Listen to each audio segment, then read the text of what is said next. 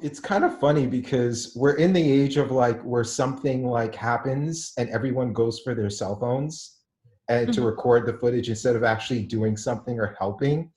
And there's like a lot of critique about it online when you see these videos. It's like, what? Why'd you just help that person instead of grabbing your phone and recording it? But I thought it was kind of funny with this movie in that we see the first scene where the bride faints and everyone, like the doctor says she's dead, and then here comes this photographer who like knocks over the groom, knocks over the doctor, and just like puts his camera right in there and like takes like a photo with the, and he has like a giant like Yeah. flash on the top of his camera. I just thought that was hilarious because like people complain about that stuff now. And just to see that in like a 42 movie, I just thought the parallels were kind of like hilarious there. Yeah, definitely. Yeah. I So hadn't thought about that, but definitely. yeah, what did you think about the premise of this movie? It's a little bit ridiculous, but like, how did you take it? I'm not sure, like in my opinion, I think they were trying to go for somewhat of a dark comedy. Maybe it didn't play off as well, but it's definitely grim in nature, and I think maybe that's why it's kind of viewed a certain way, like, oh, it's like a horror film. I don't think it really is. It seems to borrow from several different genres, especially mystery.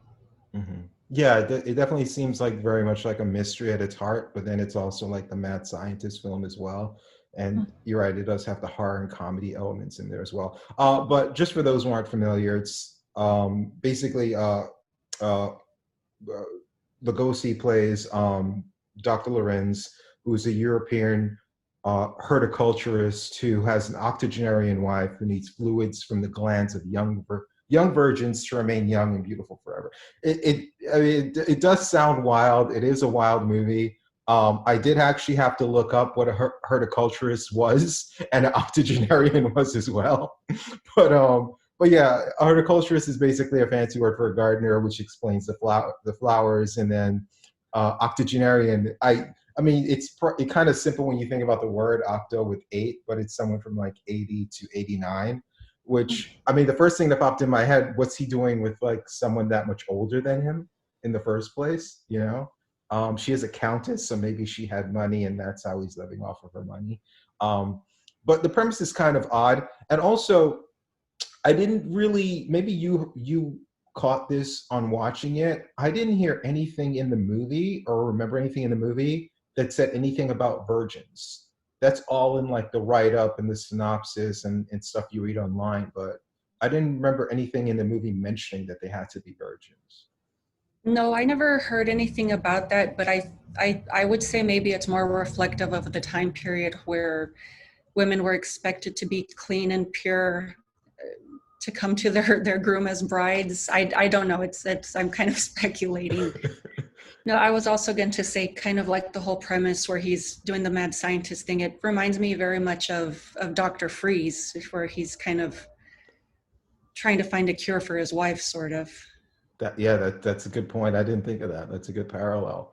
But I think mad scientist movies don't get enough love. Obviously, they were a lot more popular back then. I think it started with Frankenstein, and then it really took off in the 30s and 40s.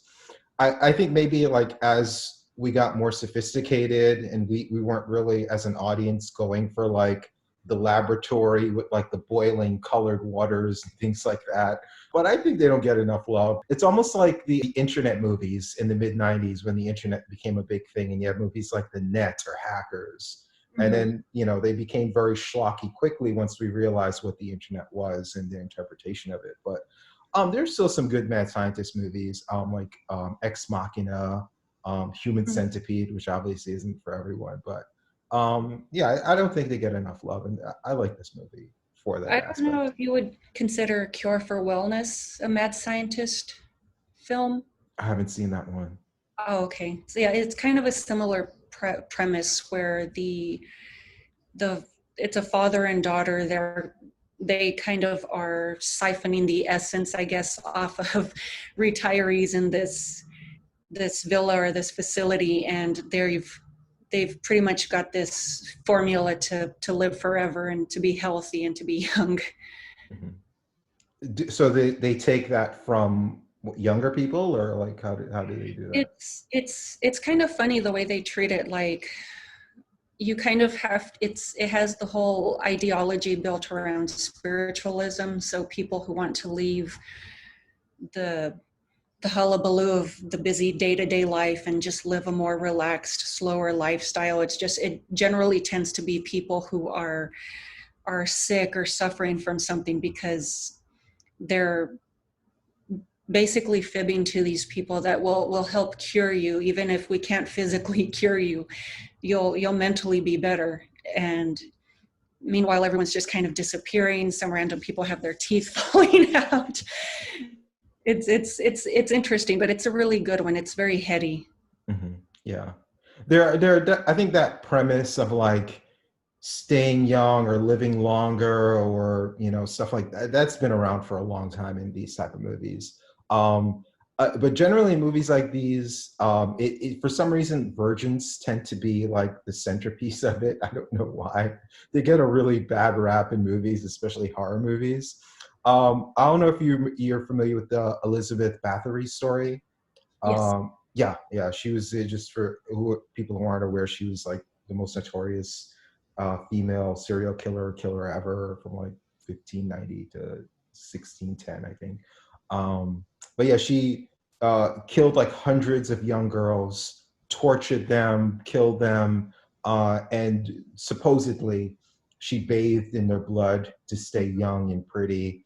And that's the basis for like a lot of like different horror movies that have come out, in the years. But I thought about that, like virgins. I thought about like some of the myths of virgins, that how they really get a bad rap. For some reason, that popped into my head.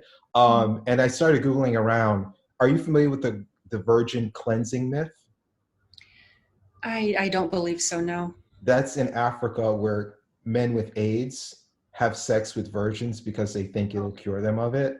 Those poor women that are just like fucking dying, for like no reason. Obviously, you have virgin sacrifices, which has been around forever. You have Islam, where martyrs who kill themselves in the name of their religion, they'll be rewarded with 72 virgins when they die. But yeah, it's just weird. Like, I don't know. Virgins staying young, all that stuff seems to be like I horrific in real life and in cinema. I'm sorry. Oh no, sorry. I think it's more kind of the symbology, a status symbol, kind of like she isn't tainted, whether it's physically or mentally, because, and I think that's a thing that a lot of these films ignore, is that essentially you can have more than one type of virgin, whether she's the little goody two shoes that's never been out and about, or you could be spiritually clean, a spiritual virgin. So basically the person who is very devout, doesn't have a bad thought, never wishes ill on anyone. Mm-hmm. And I think these films kind of tie the two together, and I think that's why they kind of use the concept of the virgin to do a cleansing, kind of like how you mentioned the virgin cleansing. I think it's very similar to that. Yeah. But I don't know, it's kind of creepy the way we view it, yeah, because obviously even in fiction, it depends on our perception in reality of them, so it's just, I don't know, I thought it was kind of weird. But that's definitely something that's been around in movies for a long time as well. Another weird thing too is that now obviously, like I said, they didn't I don't remember them mentioning virgins in the movie, but they only mentioned brides in the movie once, and they didn't explain why it had to be brides either. Like, that part didn't make any sense. I think it kind of, if you're going the horticultural route, it's easier because there are a lot of flowers at weddings, and it's foreshadowed in the opening credits to the film. You have a white lily, which is a symbol for purity, to be a virgin as well, but there are also flowers that are very popular at funerals. So it's kind of like they tied the two symbologies together, in my opinion. Mm-hmm. Yeah, I guess, but it just seems, it's so elaborate. That's the thing about the plan. It's just like so elaborate. So many things have to go right, and so many people have to be idiots for this plan to work. But I guess that's what makes the movie more interesting, is that how silly it is, at the premise and just everything about it. What did you think about Lugosi sleeping in the coffin and the way they kind of explained that? Oh, Professor, do you also make a hobby of collecting coffins? Why, yes, in a manner of speaking. I find a coffin much more comfortable than a bed. Many people do so, my dear. Is it so strange that I accept one while waiting for eternal rest? No, I suppose not. Oh man, I I don't know. It just seems kind of kooky to me. Like that one didn't really make any sense. It just kind of went with it. Like, well, he's a ghoul. Yeah. He is harvesting dead women. I guess. I viewed it as like they're trying to remind you that, hey, this guy was Dracula at one point, you know? It's just like get that thought in your mind. Or maybe they had coffins on set and decided they wanted to use it.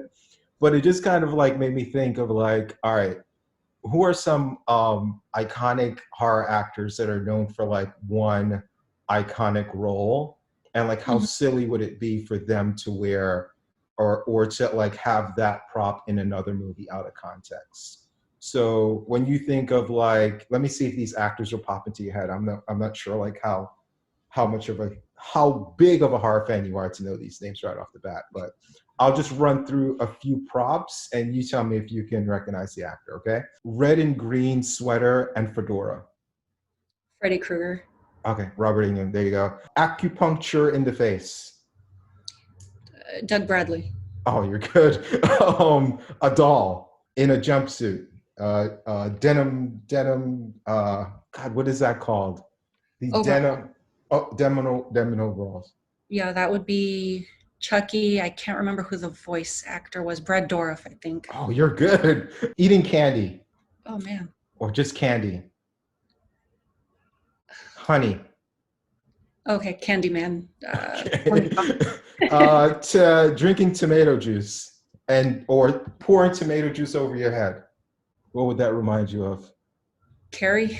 There you go. Those are like, I mean, I'm just thinking like, imagine Robert Englund not in a Freddy movie wearing that outfit, or like Doug Bradley, or like any of these actors like in other roles, like using those props. That's what it kind of reminded me of. But you are good. You got those names like real quick. Well, it's funny you mentioned that, because how you said, and I'm probably going off topic a little bit, but how you mentioned Bela Lugosi and Dracula in the Coffin, they kind of did that to Robert Englund in the 80s remake or early 90s remake of Phantom of the Opera. He kind of still has these burn scars on his face. I didn't know he was in that. Mm-hmm. Oh, okay, that's interesting. But yeah, I guess that would be the exact same thing that I was talking about, like reminding you of like that other role that actor was in. I think that's the only reason they did it. Otherwise, it just didn't make sense. What do you think about the heroine in this movie? I thought she didn't have necessarily the greatest character, because the minute that woman died at the wedding, she just got excited and, you know, it's like, yes, I got a great story. And the two times that she had a chance to actually do something as a heroine, all she did was faint and did absolutely nothing. She wasn't very productive as like a lead heroine. I think a lot of that you'd have to go off of the ill connotation of like the muckraker. They're just out to get a story. They're only interested in how they can get ahead or what interests them. But I also see, also just because it's a period film, it's a lot of the cliches or stereotypes of women. Like women are weak, they're delicate, they're fragile, they can't stand to see blood or any other thing. It overwhelms them. Yeah. So I think it's more a product of its time, the way that was written in, but it makes her annoying. Yeah, she's not the best heroine you could come up with. And like I said, like every time like there's a climactic scene, like, all right, do something, she just like faints and then like wakes up and all the problems are solved. So they don't paint her in the greatest light. There is too. I thought it was interesting that she was like a working woman, though. I don't know if that had anything to do with, this was like around the time of World War II, where a lot of men were away and women were more, you know, more common to see women in the workplace than prior to that. So I'm not sure if like that was a thing in cinema back then, but they did have the working woman trope in there. It's possible. I forget if this movie was 43, 49, I think it somewhere was around there. 42. So it 42, was like in way the off. middle of the one. It's okay. Yeah. So yeah, I guess since we're talking about, did you have anything more to say about her? Or? Oh no, I was just kind of going to speculate on that, but it's possible that might have been the reason why they went with a female, because generally it was men as the lead actor, and to my understanding, she wasn't a very big name, the woman who played the reporter. Mm-hmm. No, and that's what you find in a lot of like horror movies like this, is that they will generally get a lead actor who's either too old or doesn't have like the leading actor looks to be in like a big A movie production, and then you'll get them for your low budget horror movie, and then surround them by like cheaper no name actors, and you'll see that a lot with like Lugosi and Karloff and actors like that in the horror genre. So, it's to be expected that he'd be surrounded by no names. But yeah, she didn't go on to really do much at all after this. Her name was Luana Walters. She died at 50 of alcoholism. Faga, which I think was interesting, she was the old lady that was the mother of the two henchmen. And what was interesting about her, when I checked her on IMDb, she was actually 48 when they shot this. So she was playing an old lady at 48. One of her sons, Angel, was 55.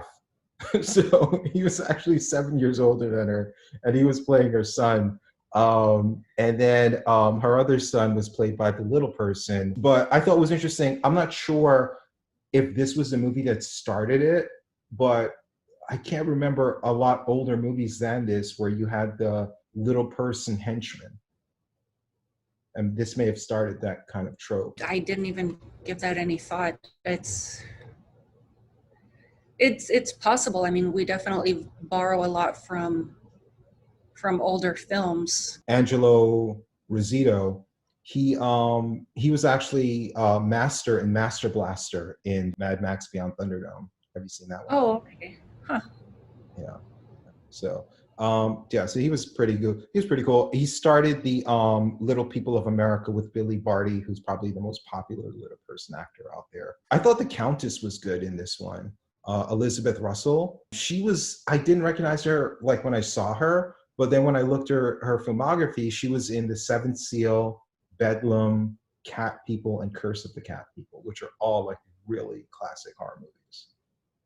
Yeah, I've seen Cat People. I haven't seen Bedlam. I loved Cat People.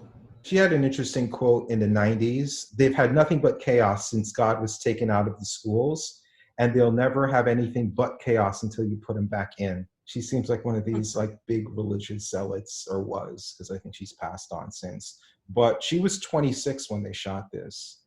So despite playing the much older wife, and Lugosi was 60. So he was the old person in this movie. He didn't look 60, but he was like the oldest character. Yeah. So I guess at this point was where he was suffering from like his drug addiction, opioids. And from what I read online, he had sciatica, and that was the reason he started using a lot of drugs. And that was a big part of the decline of his career. And the studio was Monogram, and they were part of Poverty Row, which was a label for like a bunch of like low budget production companies around that time. Oh, okay. And this was number 4 in a 9-picture deal he did with them. And Sam Katzman was the infamous producer of a lot of these low budget movies as well. So I thought all that stuff was kind of interesting. Honestly, I just think it's a lot of fun. It's unusual, but I think it's kooky enough to where you can either just really get into it, or just go left field and say it's kind of one of those films, it's so bad it's good. So I think it's very enjoyable on both spectrums, whether seriously or cheesy. So as a Lugosi fan, like, do you look at his films in that way, or do you like view him as like a really good actor, or you just look at him for like cheesy fun?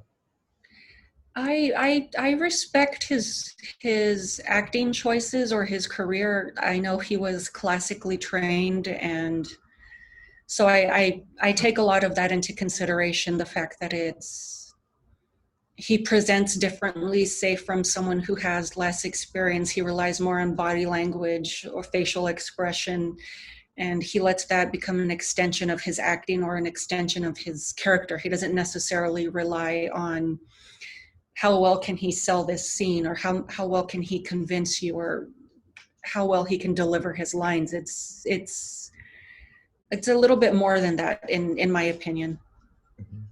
And like a final question to you is, with Ed Wood, the movie, not the director, were you a fan of Lugosi before or after that movie? And how do you think that movie like helped to hurt his legacy?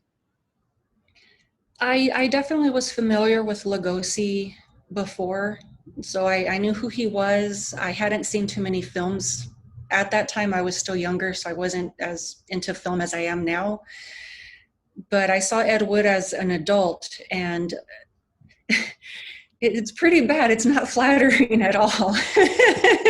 Poor guy. Yeah, yeah. But I mean, I guess it's not far off from the truth. I mean, he was really addicted to drugs. And the thing is, like, when you hear about like drug addicts or like alcoholics and stuff like that, I mean, it's easy to make fun of them, but it always comes from like a dark place, you know? Because like he was in the military and that's how he got sciatica. So it's not like he just like was just like a guy who was just like partying and just wanted to try drugs. That's how his addiction started. But however Yeah. it started, like it didn't end pretty. Like he was a drug addict doing like any kind of bad movie he could, or anybody would pay him. And even like White Zombie, from what I read up on that movie, movie was hugely successful, but Yeah. Lugosi made almost no money from it because he needed the money up front, like either because he was broke or his drug habit or Mm. poor financial decisions. So yeah, it always comes from a dark place. But yeah, I mean, he probably could have had a better career movie-wise if it wasn't for his bad decision making. Mhm. But I think he left us with a pretty decent filmography, and you know, I definitely enjoy his stuff. I probably don't. I probably look at him as more campy and more of a personality than actually a really good actor. But Mhm. either way, it's enjoyable, and I definitely think this is definitely a movie people should check out. I'd say I'm definitely biased in that, just because especially in my early 20s, that's when I started watching classic film a lot more. So I discovered like Cary Grant, Grace Kelly, all of these other people. And so I think I kind of go back to the whole I'm biased, so I give it leniency type thing. And especially growing up as a kid, especially around this time of year, I know Turner Classic Movies does it, but they would show the older horror films, and I don't know, it struck me different from watching modern horror. Like, you kind of had to put the pieces together yourself. They didn't sell you the gore scenes or this, so it's more, you have to lend it some of your own imagination, kind of like watching a play, like allowing yourself to believe this thing rather than them just telling you, this is as realistic as we can get it. Here you go. I scared you. Yeah.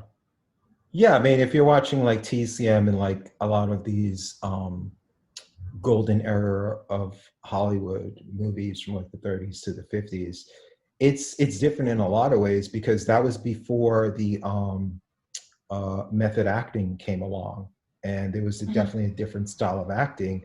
And I remember, I think it was a quote from Bogart where he was just confused by like, I think he was working with a method actor. I forgot, Rod Steiger it might have been, but it was one of his last movies, if not his last movie, The Harder They Fall, the boxing movie. That I'm not was, familiar with that one. yeah, I think that was the name of it. But yeah, he was just confused about the style of acting because he was just like, as an actor, you memorize your line and you read them, and you have like Rod Steiger and a lot of these method actors coming about, like James Dean and Marlon Brando, and they're changing the way acting is done and perceived. And a lot of these actors from that era, it just baffled them, you know. And with that realistic style of acting, you have more realistic looking movies that would come along. Yeah. You know, in the 70s and things like that. But you're right. If you look at it through a different lens, these movies are enjoyable in a very different way. They're not going to be as realistic acting wise, like you said, production, or like you have to fill in the blanks mentally. But yeah, they're still really good, you know. And I know people don't like black and white movies because I made a black and white movie myself. And the minute I send it to my distributor, they were like, why the fuck did you do this? Like, no one's going to watch it, you know? People don't like black and white movies. And they were right. Like, no one bought the movie. But yeah, I mean, if you give this type of movies a chance, they're really good. And it's free, too. It's public domain. So. You have reminded me of another black and white film that I had seen. I don't know if you've heard of it, but the director also chose black and white. It was called The Ghastly Love of Johnny X, where it was black and white. It was one of the last movies that was on film. I forget what millimeter, but it's also kind of a sci-fi musical. But I don't know. I thought it was fun. I have no problem with black and white. My gripe is against people who don't want to read subtitles for films. Yeah, that was a huge issue with Parasite. I don't know if you saw that. There was a lot of backlash because it won, like, I think it won best. I know it won best foreign picture. I think it might have won best picture too. But there was a lot of backlash because people saying like, I don't want to read subtitles or whatever. Even when I think it went on Netflix, like we were pissed off about it. But yeah, I mean, Kurosawa is one of my favorite directors. I wouldn't know any of his movies if I didn't read subtitles, you know. So yeah, that's crazy. But I get it. Like people are like, hey, I'd rather read a book. If you're gonna read let me read a book, I guess. But a lot of great films you miss out on if you're not willing to read subtitles. Yeah, for sure. Okay, so I guess we kind of went off the rails a little bit. Any other final thoughts before we wrap it up? To me, it was just a fun watch. It's definitely kind of one of those, I guess you would call it a popcorn flick. Like I'm just going to chill out and just watch this film and have fun for a little while type movie. Yeah, and it's less than an hour, which is even better. Nice, quick.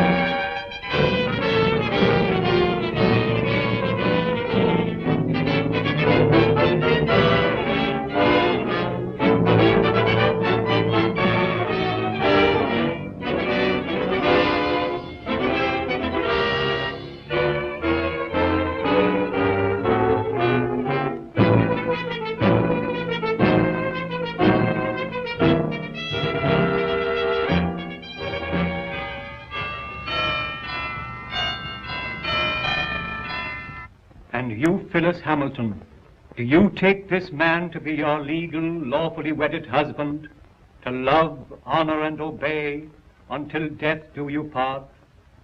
I do. She's fainted, Dr. Rayburn.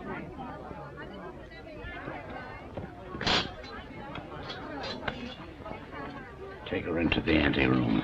Yes, sir.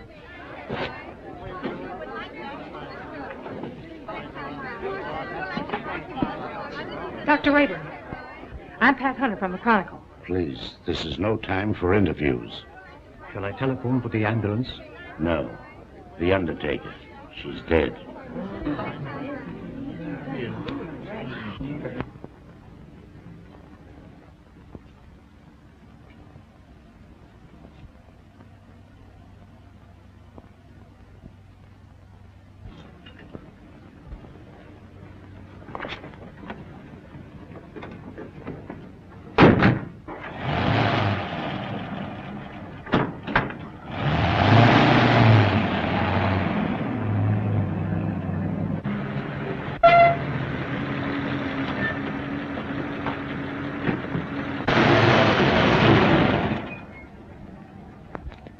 Hey, I can go now. Is that all? Gee, thanks.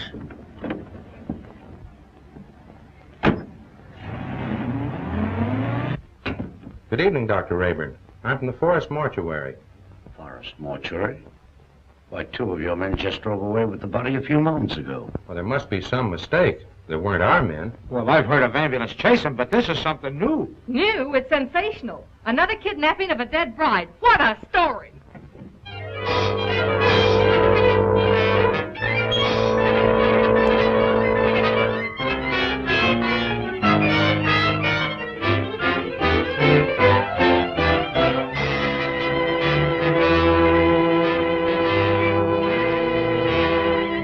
And a few minutes ago, one of the men who helped remove the body of the mysteriously dead bride was apprehended by the police. Go on, keep talking. Well, what I told you, I was standing on the corner, minding my own business, when along comes a stiff wagon. A guy poked his head out of the window and asked me if I want to make a couple of bucks. How many men were with that hearse? 2. At least all I could see. What'd they look like? I don't know. It was dark. I didn't pay no attention to faces. You noticed the license? What, with 2 bucks staring me in the face? Come on, tell the truth. What'd you do with the corpse? I didn't do nothing with it. What I tell you is the truth. So help me.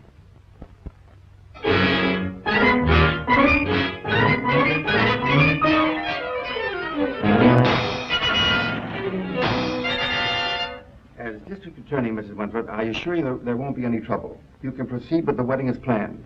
Well, we want some assurance besides words. We want protection. I'll have plenty of men guarding the chapel. And if I'm any judge of the appearance of your daughter, she looks as healthy as she is beautiful. Well, really, Mother, I think you're making much ado about nothing. You're not worried, are you? Not in the least. Well, if we have protection, I'll feel much better about it. You'll have it all right, Mrs. Wentworth.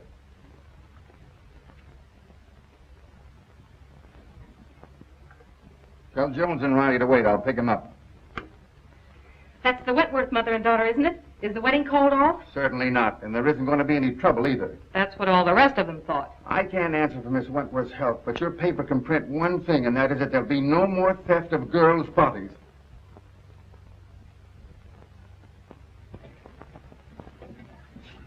Yeah. This'll get you and Sandy into the wedding, and I want plenty of photographs. Oh, don't worry, boss. I got enough film to cover the Russian front. Oh, Mr. Keenan, you promised to take me off the society column. Oh, quit beefing. You're getting a break. This is the most exclusive wedding of the year. What if the Wentworth girl drops dead, too? You'll still tell me what she's wearing, along with the rest of the fancy pants. Get me the guest list and don't bother about anything else. I've got 3 men working with the police, and there'll be plenty more thereabouts. If the bride pulls up this time, there won't be any snatching. Now get going. What if I get a clue? Oh, I wouldn't let that bother me, sweetie pie. You wouldn't know a clue if it bit you. I'll remember those words, stooge.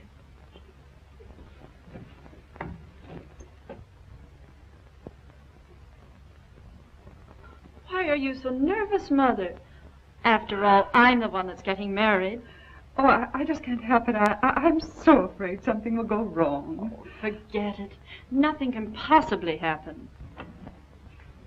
Oh, Alice! Oh, you look perfectly beautiful. I look all right. Oh, yes. Oh, I am too. Have you seen Dwight? No. Make it snappy. We're late and this wedding won't wait for us. Can I help it if we had a blowout? Serves you right. Why don't you buy some new tires for this bus? You know, I've been thinking of getting... Hey, are you kidding? Come on.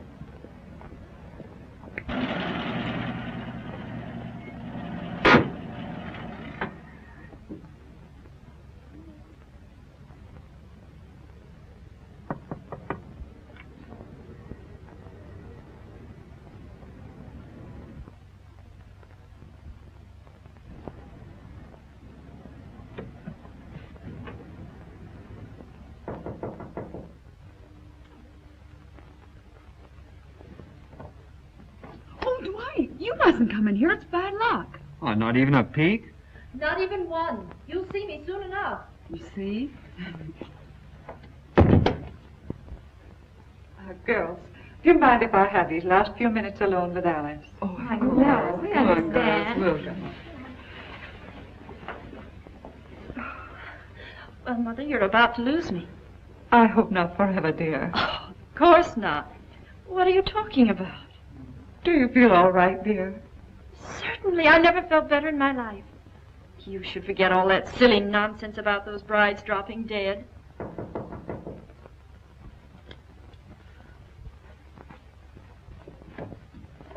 for Miss Wentworth. Oh, thank you.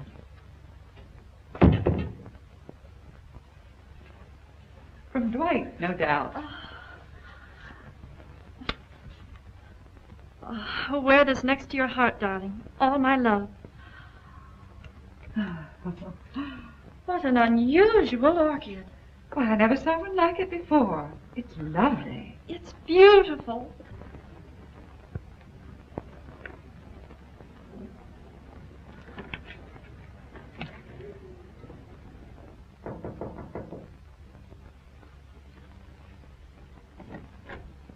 The minister is ready, Mrs. Wentworth. Thank you.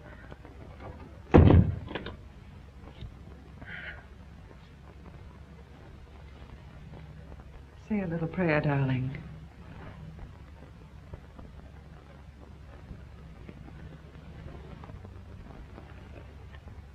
You look faint, dear. Do you feel all right?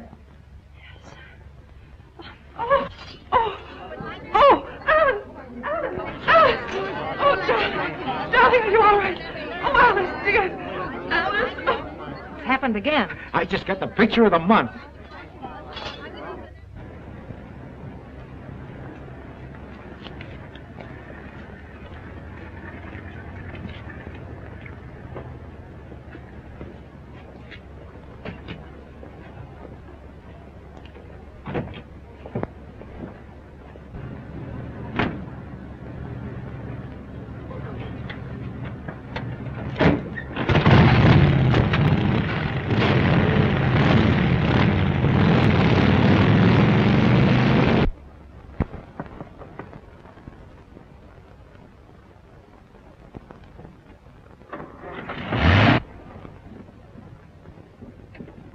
I just phoned the news to Keenan. Did you get any more pictures? Did I get pictures? I covered everything except a close-up of this pretty posy.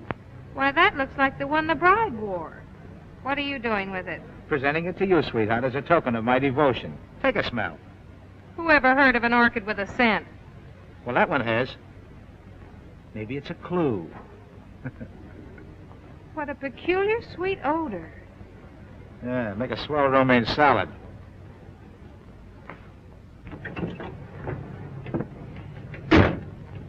Hey, Pat, you're not going to pass out too, are you? No, no, I'm okay.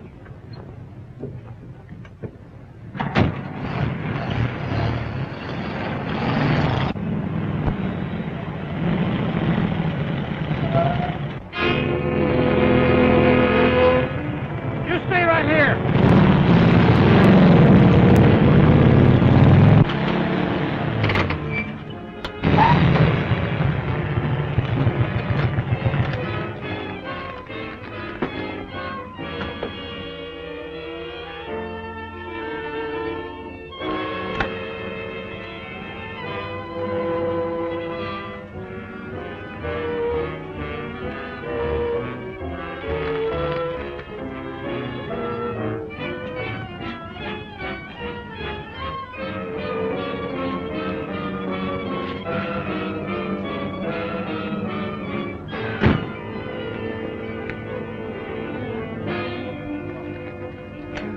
What kind of a gag is this? No driver, no license plate. Maybe it isn't a gag. Maybe it's a decoy. Well, maybe you're right.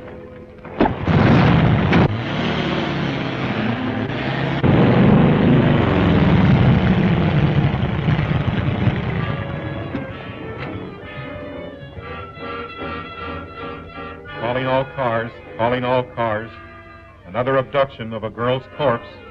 Brunette, 22 years of age. Stop and search all trucks and suspicious-looking cars. That is all. Burnside.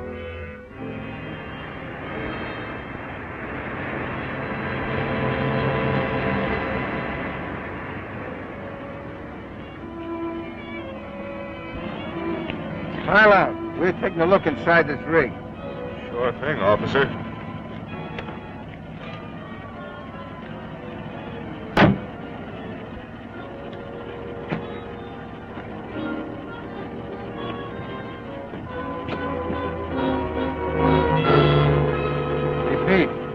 Corpse, all right, but not the one we're looking for.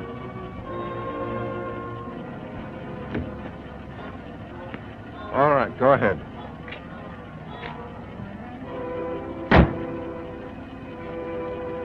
Change that headline to read as wedlock challenged. Then set up an editorial attacking the DA's office for playing marbles while some madman runs away with the bodies of dead brides. Okay, Mr. Keenan. Send me up the proofs right away. Oh, so it's you. Well, of all the rotten stories that have ever been turned into this office, yours takes the prize. No guest list, and we don't even know what the bride wore. She wore this orchid. Listen, Miss Hunter, I have a great responsibility. I'm a public servant. Parents are calling the Chronicle frantically with tears in their voice, begging for news of their daughters. I have a daughter myself who's about to be married. Maybe she'll drop dead, too. But she won't drop dead from an orchid. I didn't say that. Well, then what are you talking about? Every one of the brides that died and disappeared were wearing one of these orchids. How do you know? Well, I checked. Look at these pictures. All right, perhaps it's a coincidence. It still doesn't spell anything. Then where did the Wentworth girl get this orchid? The bridegroom didn't give it to her. Perhaps a dozen people gave it to her. Her mammy, her pappy. No, they didn't either. I checked. Besides, this orchid has a peculiar odor. That's unusual. Well, if you think it's a clue, why don't you follow it up? Is that an assignment? It's a notice that you're through if you don't bring something in. Okay, Mr. Keenan.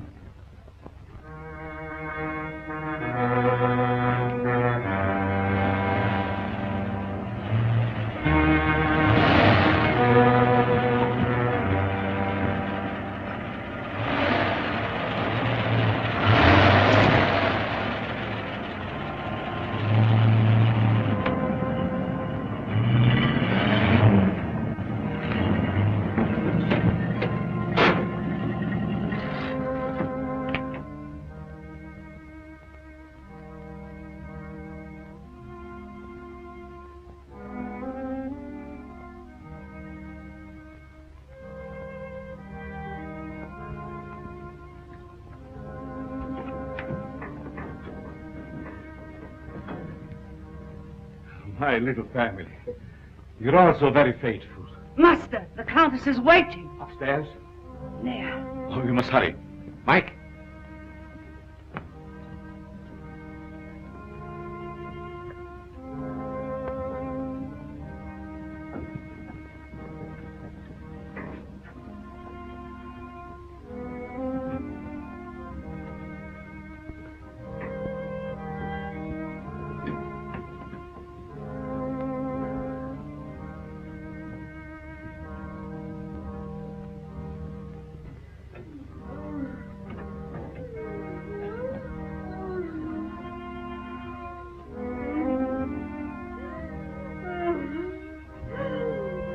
Are you suffering, my beloved?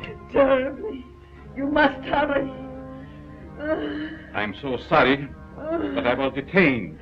Please forgive me. Forgive you. You loiter and waste time while I wait here dying. Dying. Courage. I will not let you die. Better death than agony like this. Look at me. Look at me. Calm yourself, my dear. Now, will you hurry?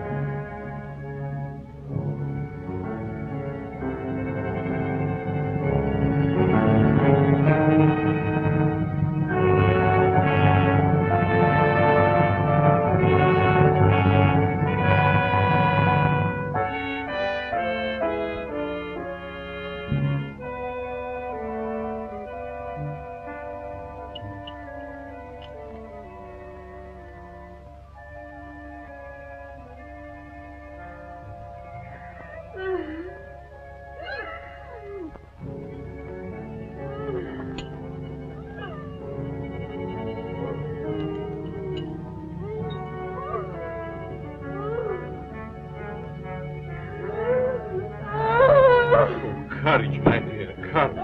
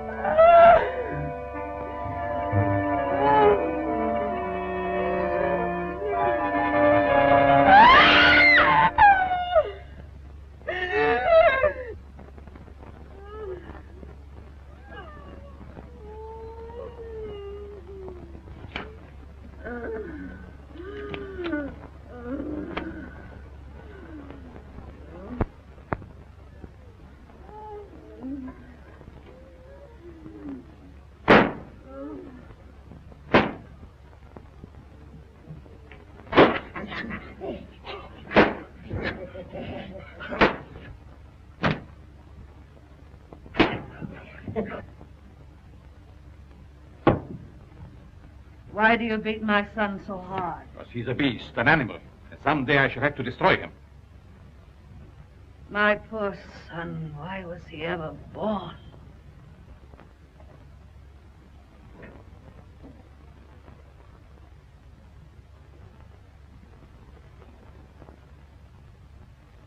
Can you bear to look at me now? Of course. You're beautiful. And I shall always keep you that way.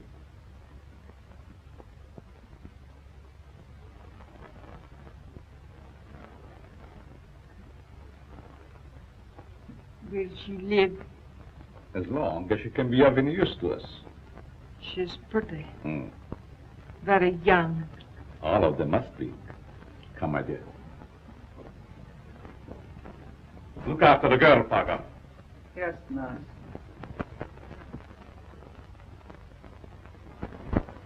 None of the florists I checked with ever saw an orchid like that. Well, that's not surprising. This particular type belongs to the Stanhopea class. It's a very rare species. Do you know of anyone that grows them? No. But if you wish to find out more about them, I suggest that you look up a man by the name of Lorenz. He was the one who originally hybridized this plant, over in Europe somewhere. But I just can't go to Europe just to... Oh, that isn't necessary. He lives up at Brookdale now. Thank you, Mr. Smith. You're quite welcome.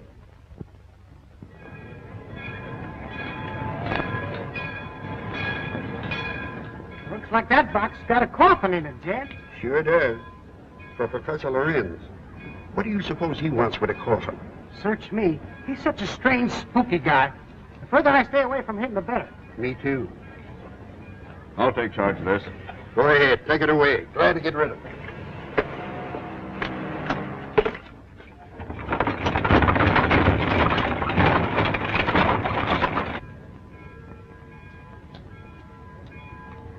Taxi, lady? Yes. Right this way. Where to, miss? To the home of Professor Lorenz. Lorenz, I'm sorry, I can't take you there. I'm out of gas. You mean you won't take me? Yes, ma'am. I'm sorry. I just... Is this the only taxi in town? Yes, ma'am, it is. Look, I've simply got to get to the Lorenz place. I'll make it worth your while. Oh, I'm sorry, lady, but that truck's going up there. You might get a ride with him. That is, if you don't mind riding with a coffin.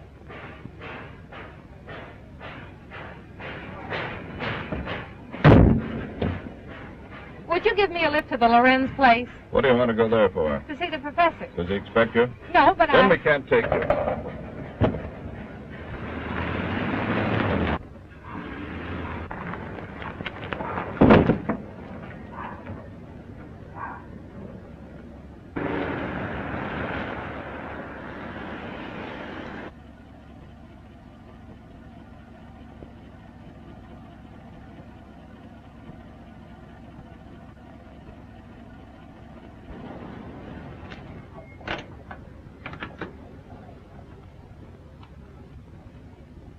Get off and stay off.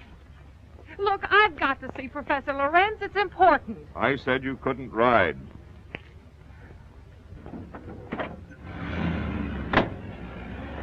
Hey, wait a minute. You've got my bag. Oh.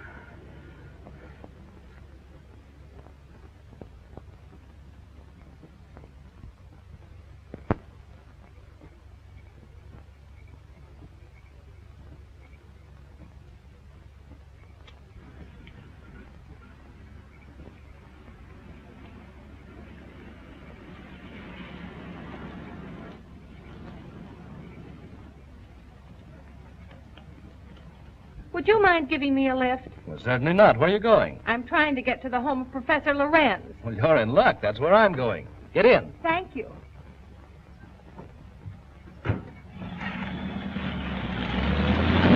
My name is Dr. Foster. I'm Patricia Hunter. Are you a friend of the Lorenz? No, I'm a reporter. I hope to interview the professor. You're his doctor, I presume? Well, not exactly. Lorenz is a doctor himself, but he has no license to practice. I've been working with him. We're trying to find a cure for his wife. Oh, I see. What type of people are the Lorenzes? You'll find them very interesting. Professor Lorenz is a man of unusual accomplishments, but his wife is rather peculiar. I expect you'll find them both a bit eccentric.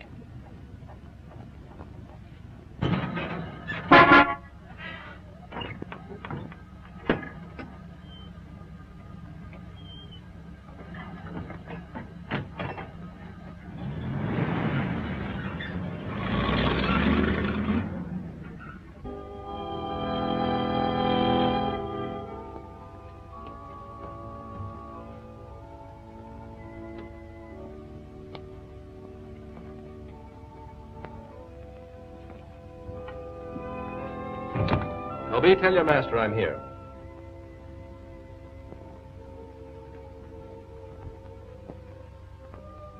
Cheerful little fellow, isn't he?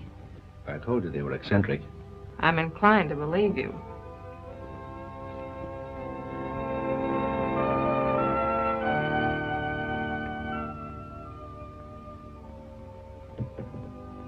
Get out, you gargoyle! Get out! Good evening, Dr. Foster. Come right in. Good evening, Professor Lorenz, the Countess. May I present Miss Patricia Hunter? How do you do? We have been expecting you. So you found my bag in your truck? Yes. There it is. Miss Hunter's a newspaper woman. I came here hoping you might grant me an interview. An interview? About what? No one asked you to come here. You are not welcome. Control yourself, my dear. I'm sure Miss Hunter meant no harm. Please forgive my wife. She's not well. Come. You had better retire. So that's what you call being eccentric. Well, I have another name for it. I do not like that girl. She is here for no good. We have nothing to fear.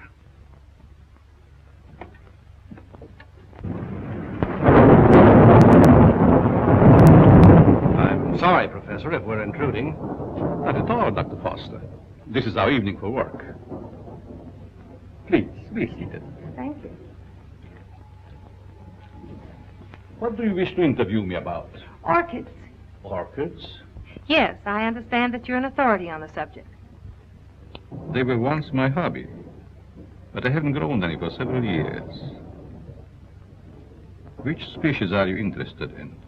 A very rare one of the Stanhopea type. A horticulturist told me that you're the original hybridizer of it. Have you ever seen one? Yes, I have one in my bag. I'll show it to you. Where did you get it?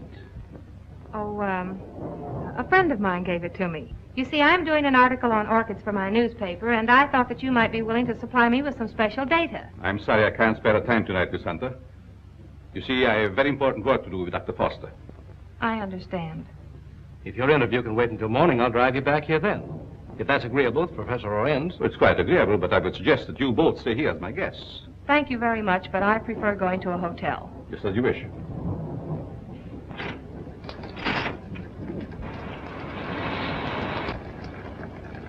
I think it would be foolish to go out in such a storm. The professor is right, Miss Hunter. Perhaps we had better remain. However, if you insist, I'll gladly drive you back to the village. I'm afraid that would be an imposition since you've so much work to do. Thank you, I'll stay. Toby will show you to your rooms. Toby, take up Miss Hunter's bag.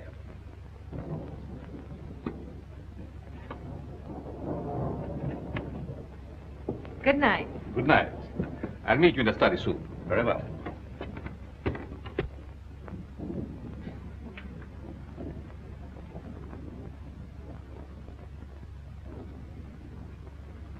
Why did you ask her to spend the night here?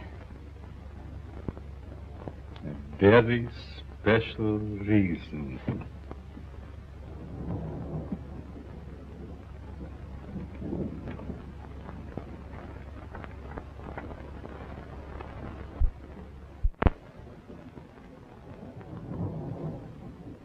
Thank you.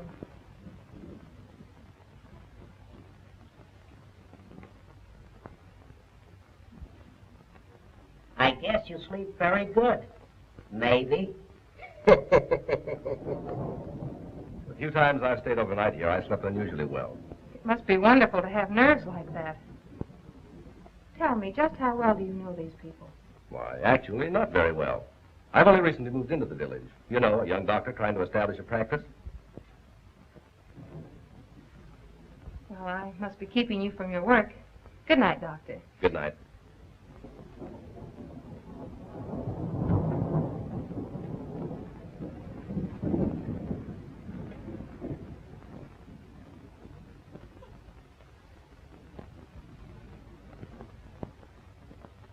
What do you want? Yes, you are beautiful. How did you get in here? So young. Such lovely skin. Sometime you too will be a bride.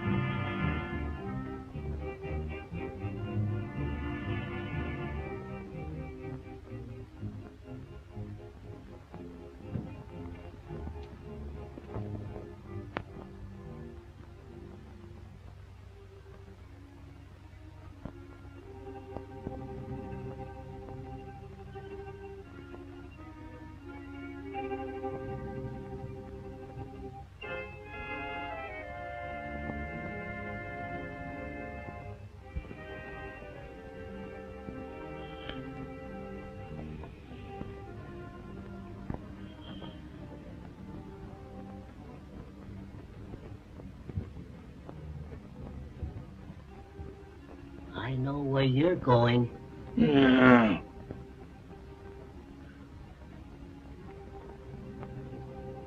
Someday, the master will catch you. Then you'll be sorry.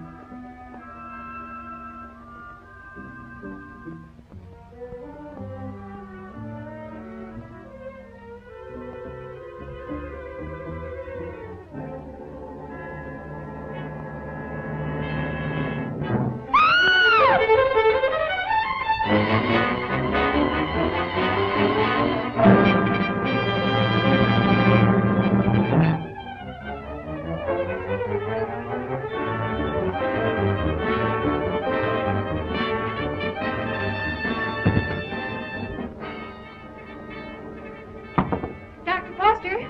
Dr. Foster!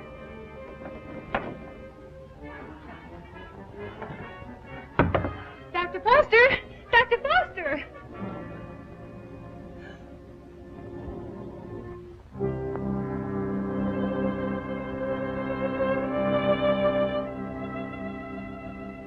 Dr. Foster! What's wrong? I just saw someone in my room, a horrible-looking creature.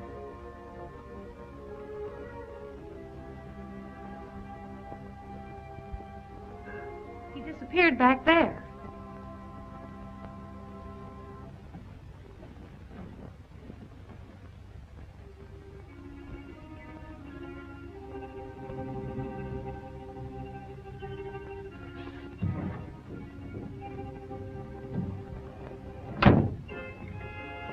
Apparently he's not here now.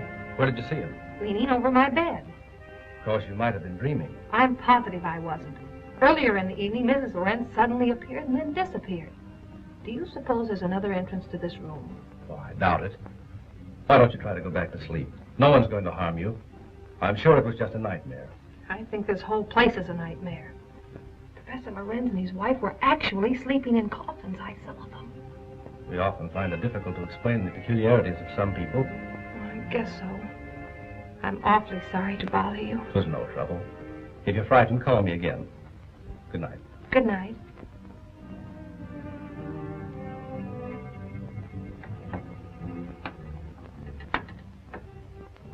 What is the trouble? The angel. He has disturbed our guests. Always the angel. He is a menace to us. Yes. I think the time has come to dispose of him.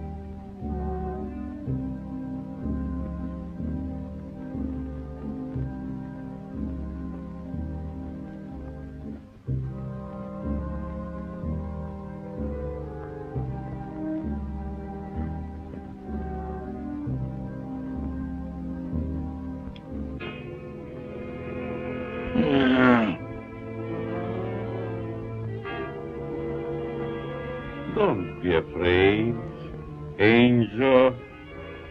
I would not hurt you.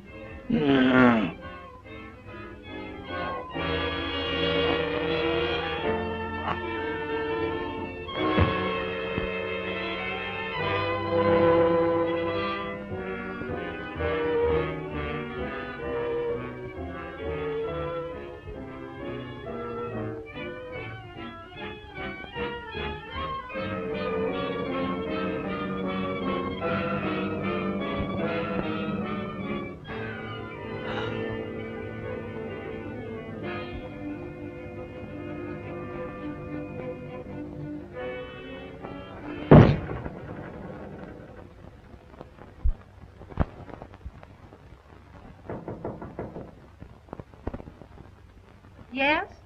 Good morning, Miss Hunter. Oh, good morning. Just a minute, Dr. Foster. I want to see you.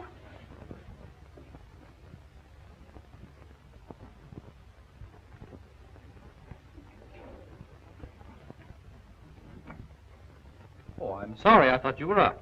Oh, I've been up all night with dead people. Dead people? What do you mean? Come in and I'll tell you.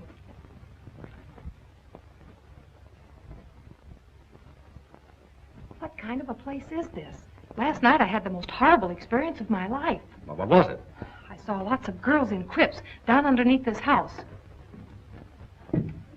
Pardon me. What was that you were saying, Miss Hunter? Why have you a mausoleum in the basement? Mausoleum? What are you talking about? You know what I'm talking about. All those dead girls and that horrible dead creature. My dear, you must have had a bad dream. Now look, Professor, this was no dream. When did you see all this? Shortly after I called you and told you about that horrible creature in my room. Is that true, Dr. Foster?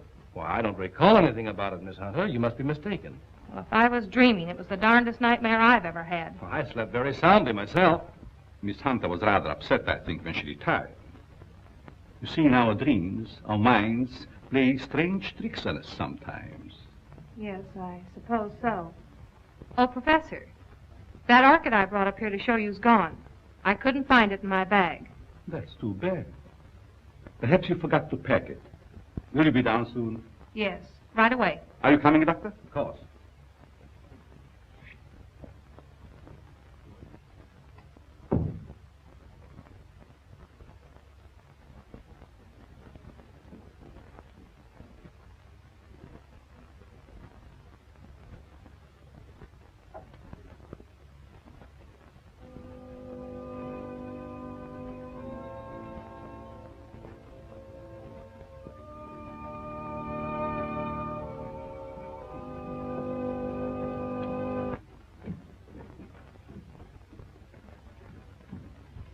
Shall we go into breakfast? No, thank you. I've got to get back to the city. Will you drive me to the station, Dr. Foster? I'll be glad to. But what about the interview? Well, that'll have to wait until some other time. I just remembered an appointment at the office. So I've got to catch the next train. You'll excuse me, Countess? Yes, I will excuse you. Oh, Professor, do you also make a hobby of collecting coffins? Why, yes, in a manner of speaking. I find a coffin much more comfortable than a bed. Many people do so, my dear. Is it so strange that I accept one while waiting for eternal rest? No, I suppose not. Well, thank you for your hospitality. Goodbye. I trust we will meet again. It has been so nice meeting you.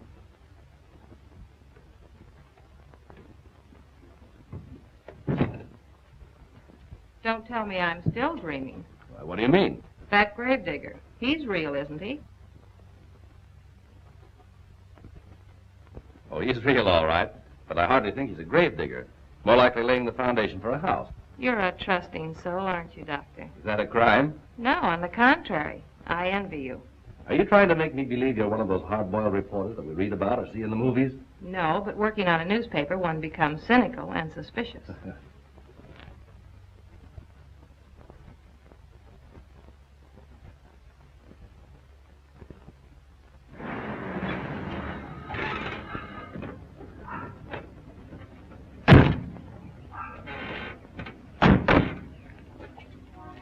Well, I've enjoyed meeting you, Miss Hunter.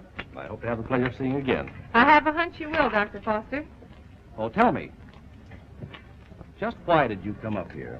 Or is it the secret? It is, but somehow I feel that I can trust you. You can. You've heard of the case of the vanishing brides. Why, surely. I think I have a clue. You don't mean that you suspect... Yes, I do. I want to show you something. What are these? Why, they're orchids, of course. You bet they're orchids. And they didn't grow in my dreams. They're exactly like the one that disappeared from my bag. Where did you get them? I found them on the floor beside my bed this morning. The person who came into my room last night must have brought these with him.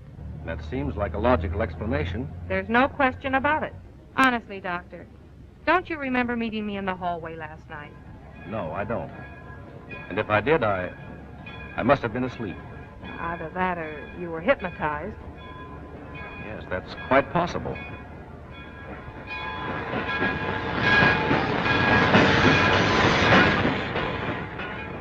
Well, watch your step.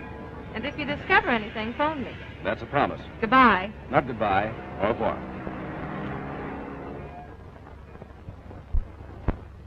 All right, print the story on page 1. Keep your fingers crossed that this paper isn't sued for libel by some of these phony suspects that the police are bringing in. Well, I get me a Rembrandt of the guy they just brought in. I don't want photographs. I want real clues. The DA's office can't pick up the madman who's stealing the bodies of these dead girls. Maybe we can. Okay, I'll throw it in a wastebasket. No, I'll have it developed. Doyle, where's Lefty? Over at Central Station. The only thing he gets over there is a game of gin rummy. Tell him to get back here. Well, I got something. I'll say you have. You're fired. What do you mean? You can't do that to me. Listen, just because the bodies of dead girls disappear is no reason why you can do a vanishing act. But you gave me the assignment. Yeah, I suppose I did. All right, where have you been? What have you uncovered? Well, hey, not so fast. Listen, Mr. Keenan, last night I went through the most gruesome experience of my life. You should talk. All my life has been a nightmare. Well, you can rest easier now because I've seen plenty. If I can only prove I wasn't dreaming. Dreaming? I had a dream last night myself. I dreamed you gave me that raise you've been promising me. All right, Madame Zora, go on with your dream story. Well, there's a certain Professor Lorenz that lives upstate. He knows all about orchids, but insists that he doesn't grow them anymore.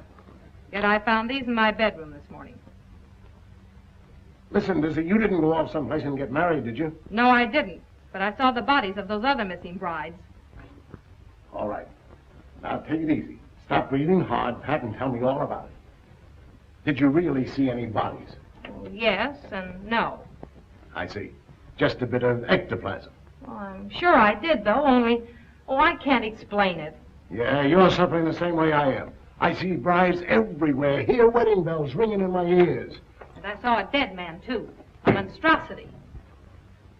Very well. I'd like to see Miss Hunter. Oh, I'm sorry. She's busy. She's with Mr. Keenan. It's very important that I see her. I'm Dr. Foster. I wonder if you'd mind announcing me. Mr. Keenan, there's Dr. Foster here. Insists on seeing Miss Hunter. Tell him he can have all of her time from now on. That's the Dr. Foster I was telling you about. Maybe he has more evidence. All right, send the sawbones in. Hey, look, if you don't mind, I'm going out for a nervous breakdown. Well, Doctor, you almost beat me here. Yes, I drove down. Dr. Foster, Mr. Keenan, my editor. I'm very glad to meet you, How Mr. do you Keenan. do? This cub reporter of mine has been telling me a weird story about a certain Dr. Lorenz up in your neighborhood. It's weird, all right, but I'm confident it's true. After you left, I looked around the station to find out if Lorenz had any of the coffins assigned to him. I found a consignment, all right. And instead of a coffin, it was a box filled with this stuff. So what? That's ordinary garden moss. It's moss, all right, but not ordinary. This is a special type used by florists and hybridizers for growing orchids. It's called osmondin. Which proves that he does grow orchids like these.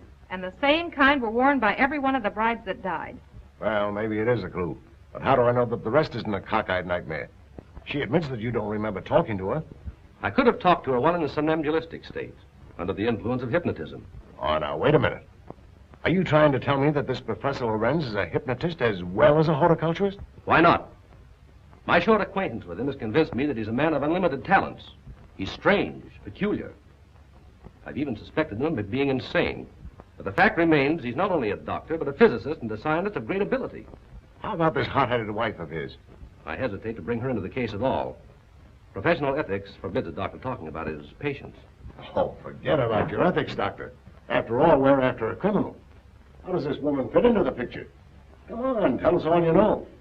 The peculiar fact about her is that although she has the appearance of a young woman, her heart and arteries indicate that she's at least 70 or 80 years old.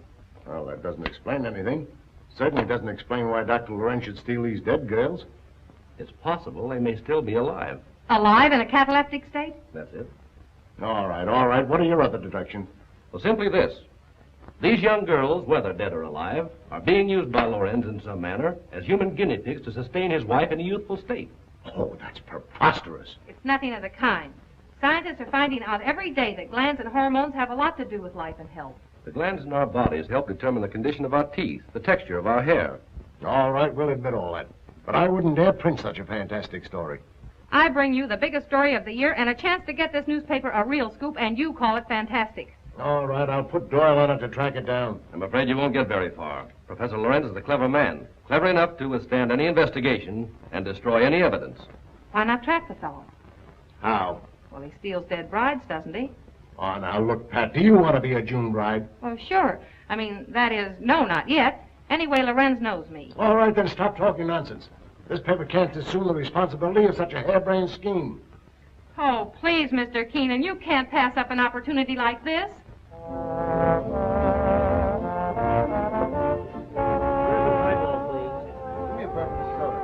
There she is. Cigarettes? Hey, she's cute. Well, would you like to dance? Later. Business before pleasure, you know. Hello, Peggy. Hello, Pat. Miss Woods, Dr. Foster. Good evening, Miss Woods. How do you do? I have something important to tell you. I'm all ears. Let's go to your dressing room. Okay. I won't be long. All right.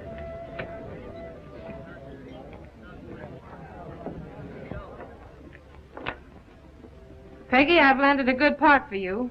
A chance to prove your talent. Really? What is it, a picture or a play? Neither one. My paper's going to stage a phony wedding, and we want you to be the perfect June bride. Now, wait just a With minute. bridesmaids and flowers and all the trimmings. What is it, a circulation stunt? No. You've heard of the case of the vanishing bride. Sure. Well, this is a plan we have to trap the person who's been stealing their bodies. Are you kidding? Certainly not. The job will pay you plenty. How will I collect if I'm dead? You won't be dead.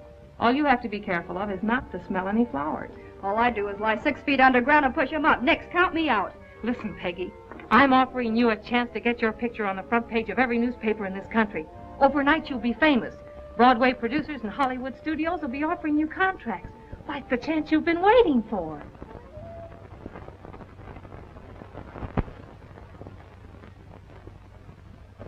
She's the most unusual type. Such fascinating eyes. She'll make a charming addition to our family. June 20th. A date we shall not forget.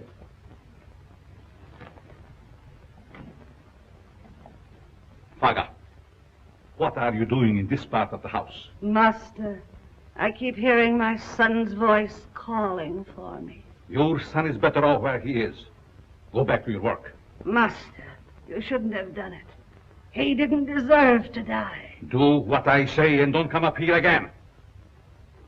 Yes, master.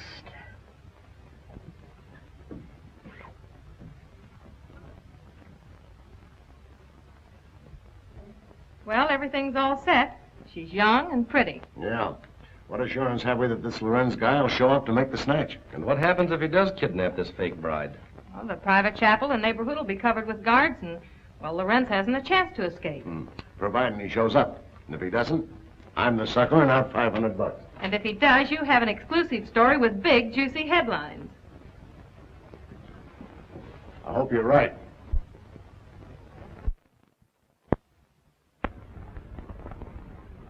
Well, blushing bride, here's where you go on for your big scene. Or big flop. My knees are shaking. There's nothing to be afraid of.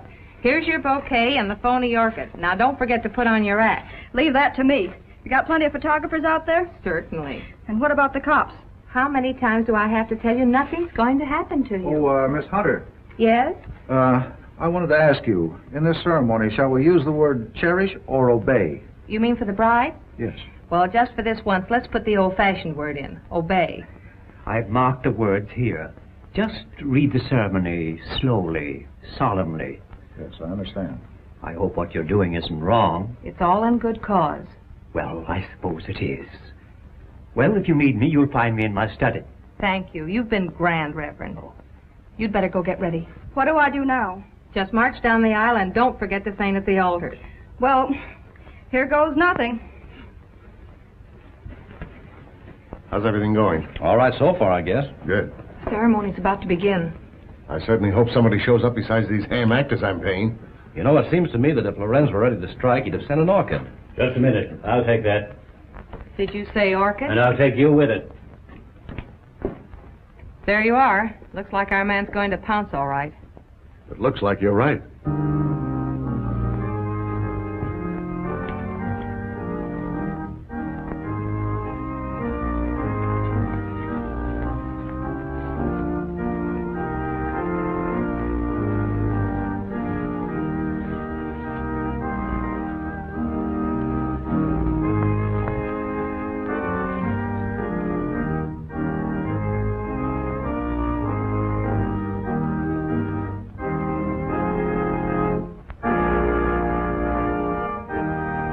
Like a real wedding, doesn't it? Yes.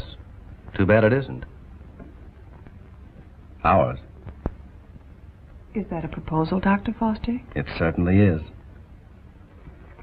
The minister would like to speak to you in his study, Miss Hunter. But, oh, you mean the real minister? Yes, ma'am. Thank you. I'll be right back.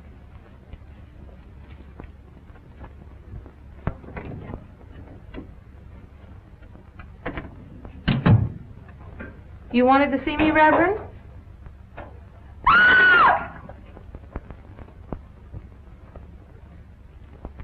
Where's Pat? The minister sent for her.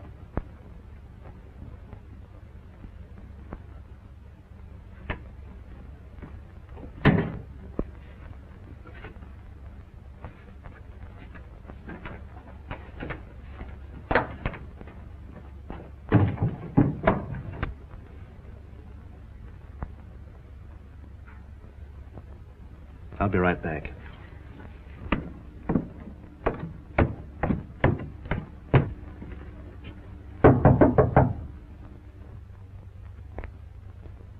Oh, Pap!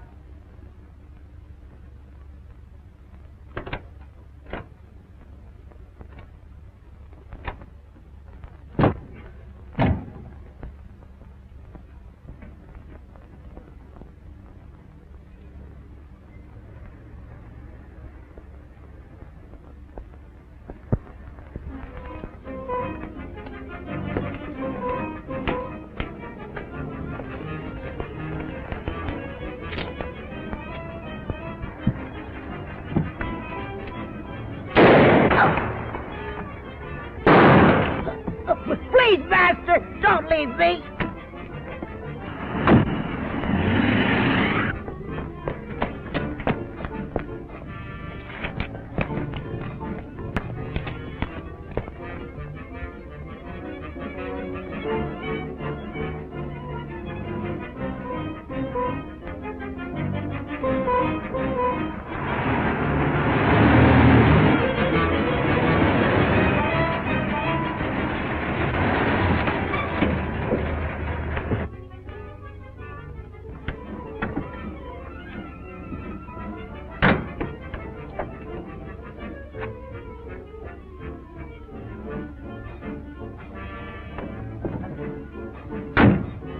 Toby, my son. Where is Toby, Master? Toby's gone. Alice. You shouldn't have left. Stop whimpering. How's the Countess? Waiting as usual. Hurry up. Let's go.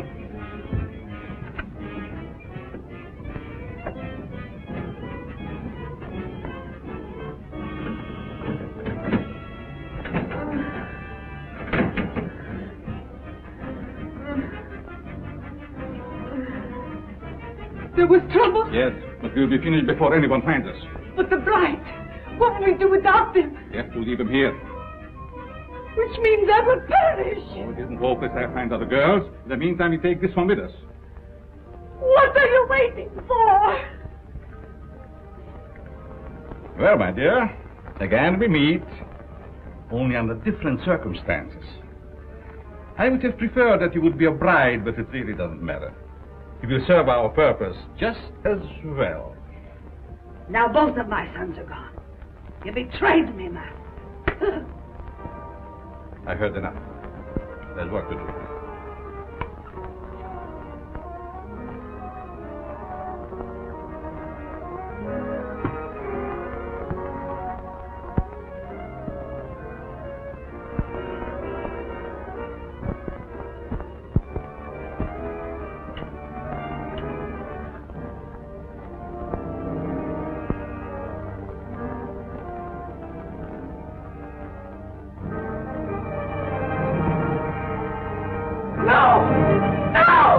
You betrayed me, Master. You shouldn't have done it.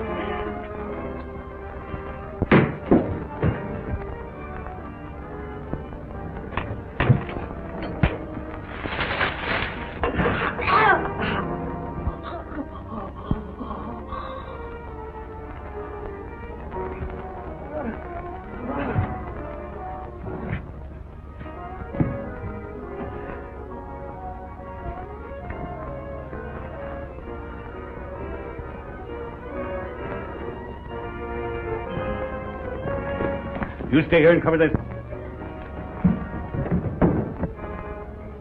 Your hand is unsteady. Can't see.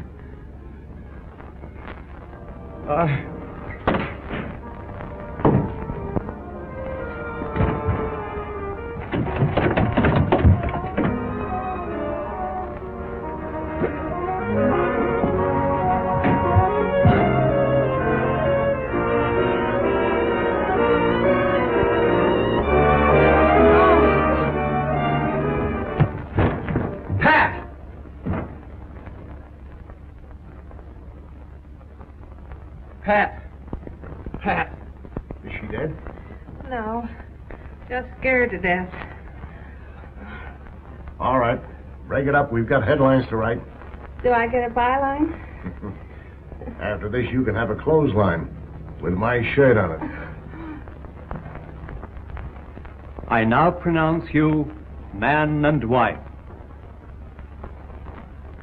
Finally make a newspaper woman out of you. Go and quit. And to think that this was the cause of it all.